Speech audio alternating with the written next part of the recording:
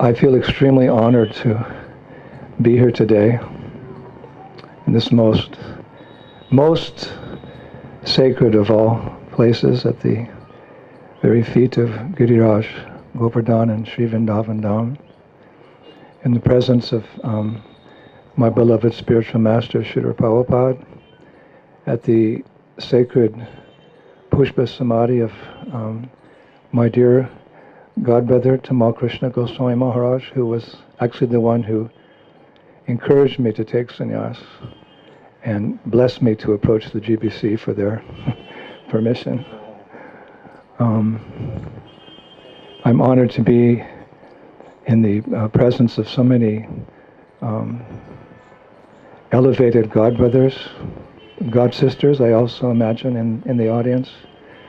It's just nectar sitting here and seeing one amazing personality after another just coming and appearing and sitting here, and I'm so much looking forward to their discussions that I'm going to keep my presentation very, very brief, which is something unusual, as my disciples will know.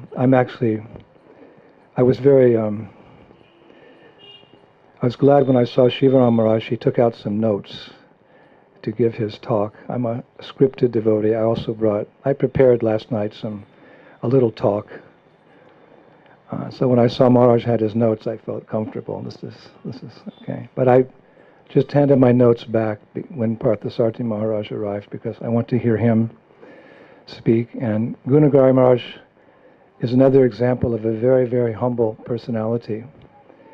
When we were discussing in the room, who would speak, Kesava Bharati Maharaj said, just a few, keep it very short. It's already, 12:30 or something.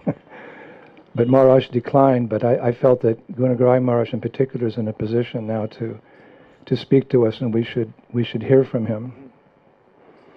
So I wrote him a note and asked him to speak. And then Dinabandhu Prabhu, was my Parikama Guru, shows up, and Bhaktivedanta Maharaj, who the lectures I listen to often, and on and on and on. So I'm going to keep it very brief, but with a very suspenseful ending to my presentation here. I wanted Asit Krsna Prabhu to know that I'm very happy this ceremony is taking place, because we're going to be godbrothers of sorts now, because Sivarama Maharaj is also my sannyas guru. Yes, I retook initiation from Maharaj. I was glad Krishna made that arrangement. So, Asit Krsna, we're godbrothers of sorts now. It's just, Krishna consciousness just gets better and better and better. Yeah. You're already a sannyasi. This is a formality. Since the day I met you, I was impressed with your Krishna consciousness. You've lived the natural life of a sannyasi, again, since you were 5 years of age and had that experience and that dream. This is just the formality. So you will be a great asset to this International Society for Krishna Consciousness. Although generally a sannyasi travels and preaches. That's his dharma, that's his duty. He travels and reminds people about the purpose of life and how to achieve it. But we also have in Krishna consciousness kshetra sannyas. Kshetra sannyas means a sannyasi who stays in one place and develops that project for the purpose of preaching Krishna consciousness. One time here in Vrindavan at the Krishna Balaram Mandir, Prabhupada asked to see two sannyasis. So they came in the room, into Prabhupada's room, and he began to instruct them, and he said to one sannyasi, so you travel now, you've been given your danda, you travel and you preach the glories of Harinam all over the world. And the other sannyasi turned to him and he said, you stay here in Vrindavan and you manage this Vrindavan project. So the second sannyasi was a little bewildered. I thought I was going to travel and preach. No, this is preaching, maintaining projects like this, where people who hear about the message of Krishna consciousness, they have to come and see how it's practiced. So what better place to practice Krishna consciousness than Sri Vrindavan Dhama? And what a better place to come to the foot of Giriraj Govardhan, where Giriraj has given this palace to the International Society for Krishna Consciousness. And what better devotee is there to manage this site than this renunciate, Asit Krsna Prabhu? So we look forward to your continued management of this place. All of us, when we do Govardhan Parikrama, without exception, we always wander in here and take advantage of this transcendental atmosphere. This is Giriraj as we like to think of Giriraj. Not all this big construction, and I heard there's a Radharani golf course coming up and all this. No, this is how the Giriraj atmosphere should look. Simple and sublime. And the main activity here is Shravanam, Kirtanam, Vishnu Smaranam.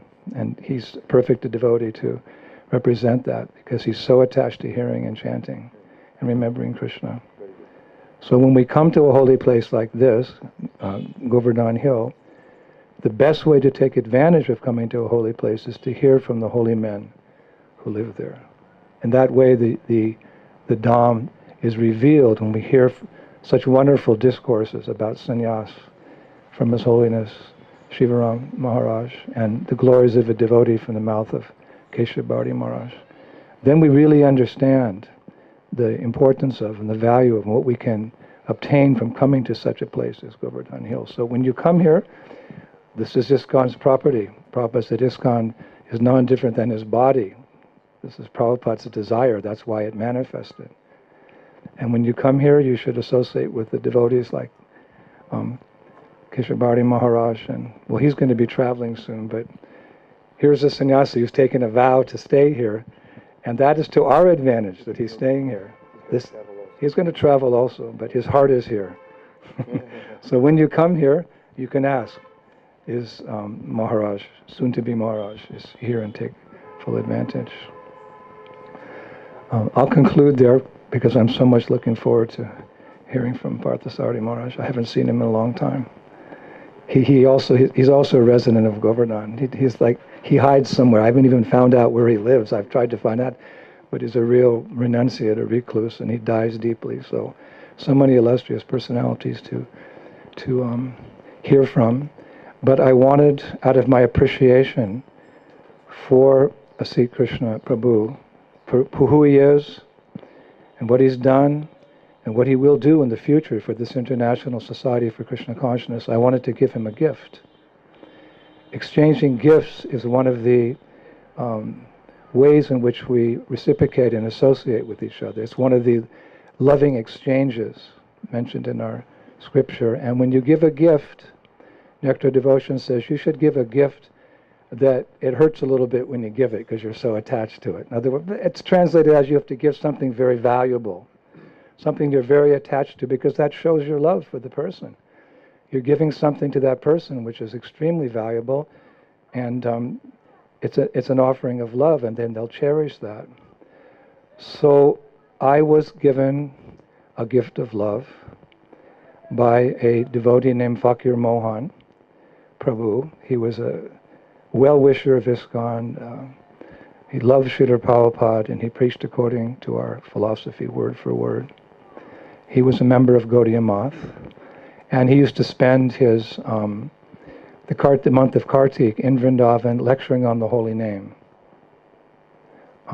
There was a time when I think he lectured for 5 or 7 years on the same verse, glorifying the holy name, every day for 5 or 7 years. He would lecture on the same verse. He never repeated himself twice. He was so deep in understanding the Sri Nam Prabhu. And he was a friend of mine. I'm continuing to, he left this world. He's back home, back to Godhead, I'm sure. But he had a very important project which he wanted to be completed, which was to reestablish the ancestral home of Srila Bhaktivedanta Thakur in Orissa. There's a village in Orissa. What is it called? Huh? Choti, yes. And the deities of Bhaktivedanta Thakur, the family deities of Bhaktivedanta Thakur, Sri Sri Radha Madhava, little deities which you've seen, because Fakir Mohan obtained those deities from that place before it just became the village that it is now. he obtained those deities and he was worshipping them very nicely, as would be desired by Bhaktivinoda Thakur. And he would bring those deities every Kartik and put them on the altar at Krishna Balaram Mandir. So many of you have seen the beautiful Radha Madhava. And that is where the song comes from. Jai Radha Madhava Kunja Bihari Gopi Jana Ballabha. So very historical deities. So before Maharaj passed away, he said, Indradyumna Maharaj, please make sure the worship is going on nicely. It is going on nicely in Orissa.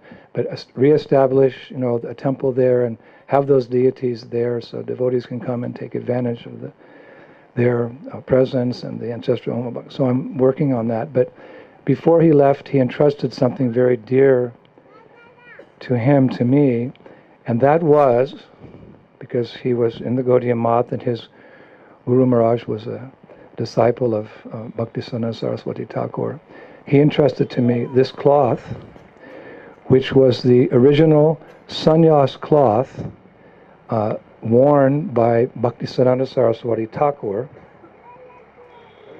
when he took sannyas in the early 1930s. You can see. It's inscribed here on the cloth because it was part of a museum for Bhaktisiddhanta Saraswati Thakur. It said the original sannyas cloth of Srila Prabhupada, Bhaktisiddhanta Saraswati. So that is, yes.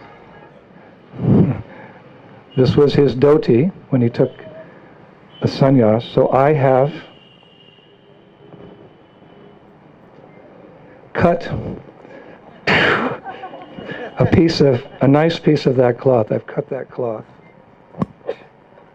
I know Asit Krsna is so humble he doesn't wear jewelry, but this is not jewelry. This is kripa. This is mercy. I put that cloth in that kavacha there, the original sannyas cloth of Srila Bhaktisiddhanta Saraswati Thakur. I put it in this cloth here. I asked Kesava Bharati Maharaja, would he wear this? He said, I don't know if he'll wear it, but he'll put it on his altar at least and worship it. But I would hope at least for this ceremony, and for however long as possible, he would wear this mercy around it, because Bhaktisiddhanta Saraswati was the perfect sannyasi, as was our Srila Prabhupada.